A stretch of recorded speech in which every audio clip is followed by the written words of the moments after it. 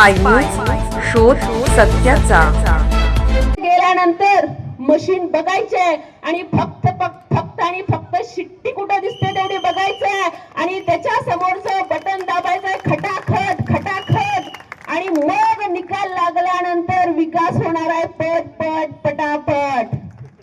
अशा पद्धतीची आमची ही राजर्षी शाहू विकास आघाडी आहे आणि या राजर्षी शाहू विकास आघाडीच्या माध्यमातून हा जो विकासाचा रथ आहे असाच आपल्याला चालू ठेवायचा आहे. ज्यांची वरती सत्ता नाही अशी जी तिसरी आघाडी आहे ज्याचं मला नावही घ्यायचं नाहीये त्यांचा काहीही उपयोग नाही आणि जे आज पोकळ बाता मारत आहेत त्यांच्या त्या हवेमध्येच विरून जाणार आहेत. आपला विजय निश्चित आहे. मात्र हा विजय निश्चित करण्यासाठी येत्या 7 तारखेला आपण तर बटन दाबायचंच आहे, परंतु त्याचबरोबर आपली शेजारी नसेल, आपली मैत्रीण असेल, आपल्या आजूबाजूच्या खेड्यातले पै पाहुणे असतील, ओळखी पाळखीचे असतील, त्या सगळ्यांना सांगायचं आहे जर आपल्या या मतदारसंघाचा विकास व्हायचा असेल तर राजर्षी शाहू विकास आघाडी शिवाय आपल्याला पर्याय नाही. आणि म्हणून आम्ही नेहमी म्हणतो आम्ही फक्त यड्रावकर, आम्ही यड्रावकर.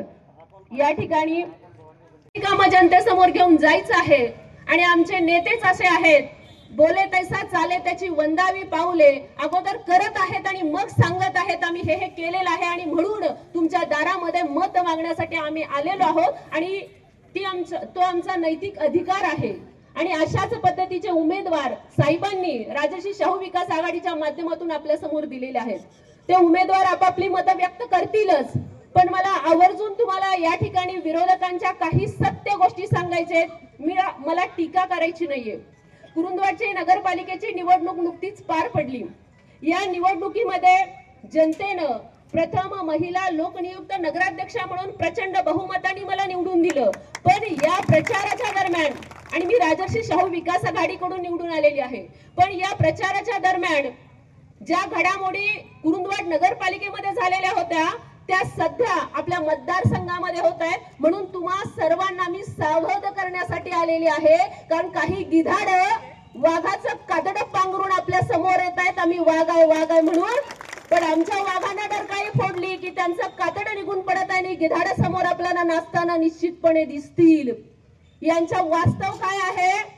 जे जिल्हा परिषदला स्वतःच्या सुनेला उभं केलेलं आहे ते आहेत का हो या मतदारसंघातले? राहतायत कुठं? कोल्हापूरमध्ये. पत्ता कुठले? कुरुंदवाडचा. आणि कुठल्या मतदारसंघामध्ये तुम्ही निवडणूक लढवत आहात? आमच्या? अरे काय आमची माणसं कुठे गेली मग? यांनी काय केलंय की नाहीये? म्हणजे जिथं काहीही आपलं कर्तृत्व नाहीये, जिथं आपण आजपर्यंत काहीच केलेलं नाहीये तिथं जायचं आणि आमचे वर हे आहेत आणि आमचे वर ते आहेत आणि आमचे काय वर कोण नाही इथं? तुमचेच फक्त आहेत.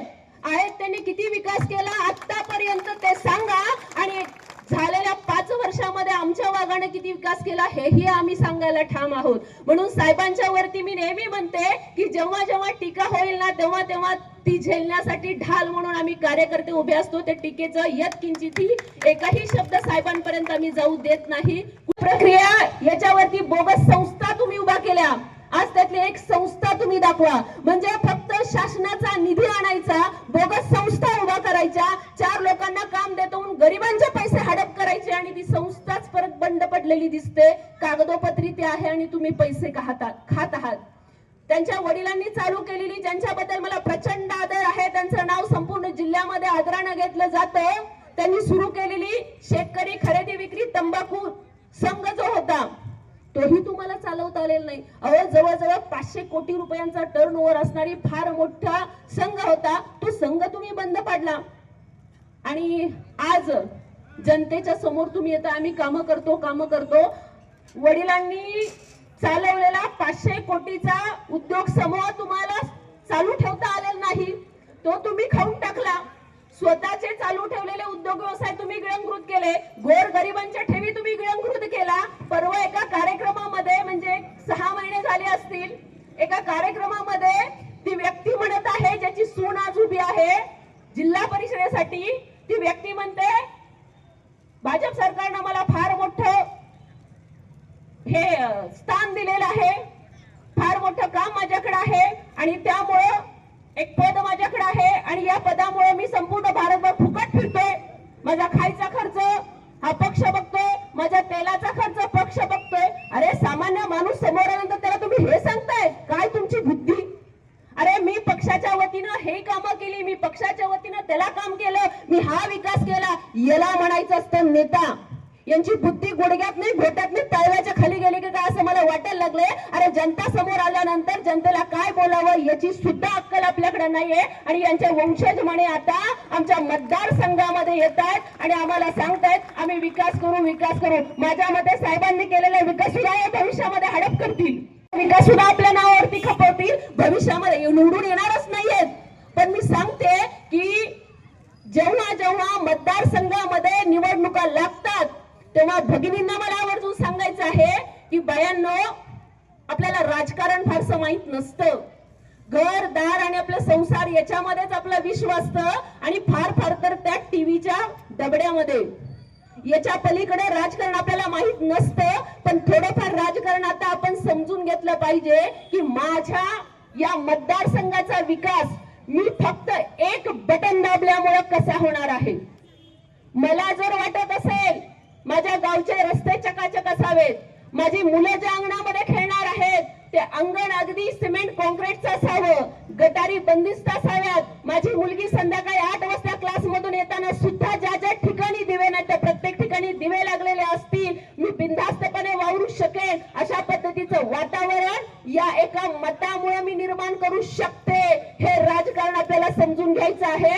आता कुणीही आपल्या समोर येईल आणि काहीही सांगेल तर आपल्या तालुक्याचा विकास आता कुणामुळे झालेला आहे हे आपण विसरता कामा नये.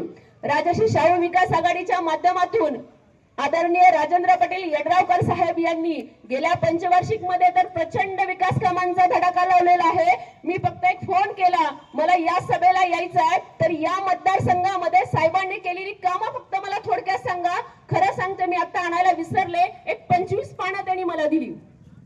मी बघितल्यानंतर शॉक झाले की अक्षरशः 25 पानं छापील त्यांनी मला इतकी कामं, 2 लाखाची, 2 कोटीची, 10 कोटीची, 15 कोटीची, 6 कोटीची इतकी प्रचंड कामं साहेबांनी या मतदारसंघामध्ये केलेली आहेत. मग अशी काम करणाऱ्या माणसाच्या पाठीशी आपल्याला राहायचं का, ज्यांनी दुसऱ्यांची घरं आपल्या घरामध्ये भरून घेतली, सर्वसामान्य जनतेला लुबाडलं, ज्यांचा आमच्या मतदारसंघाची काही ओळख नाहीये, ती सोड कोण आता येते तिला आम्ही आयुष्यात पहिल्यांदा बघितलं, यांना तुम्ही किती वेळा बघताय तेवढं मला सांगा दिवसातनं. ही आपली माणसं आहेत, आपल्या मतदारसंघातली माणसं आहेत. आपले उमेदवार साहेबांनी देत असताना अशा पद्धतीचे उमेदवार दिलेले आहेत की हे उमेदवार जनतेच्या घराघरापर्यंत, तळागाळातल्या सामान्यातल्या सामान्य माणसापर्यंत मिसळणारे उमेदवार आहेत. यांनी यापूर्वी काम केलेलं आहे, कामाचा अनुभव आहे. विचार करा, त्यांना प्रश्न विचारा, अहो तुम्ही अशी एक निवडणूक लढवलेली आहे काय, कुठल्या निवडणुकीचा तुम्हाला अनुभव आहे, तुम्ही जिंकलेला आहात काय, आणि एखादं पद जर तुम्हाला पक्षानं दिलेलं असेल तर त्या पदाच्या सहाय्यानं कुठल्या लोकांचा विकास तुम्ही केलेला आहे, समाजासाठी तुम्ही कोणती समाजसेवा केलेली आहे. अहो नुसतं राजकारण करणं वेगळं, जनतेमध्ये जाऊन त्यांचे प्रश्न सांभाळून घेऊन त्यांना आपलं मानून त्यांच्यामध्ये राहून मग जनतेनं म्हणायला पाहिजे साहेब तुम्ही या इलेक्शनला उभं राहिलं पाहिजे, आम्ही तुमच्या पाठीशी आहोत, त्याला म्हणायचं असतं उमेदवार.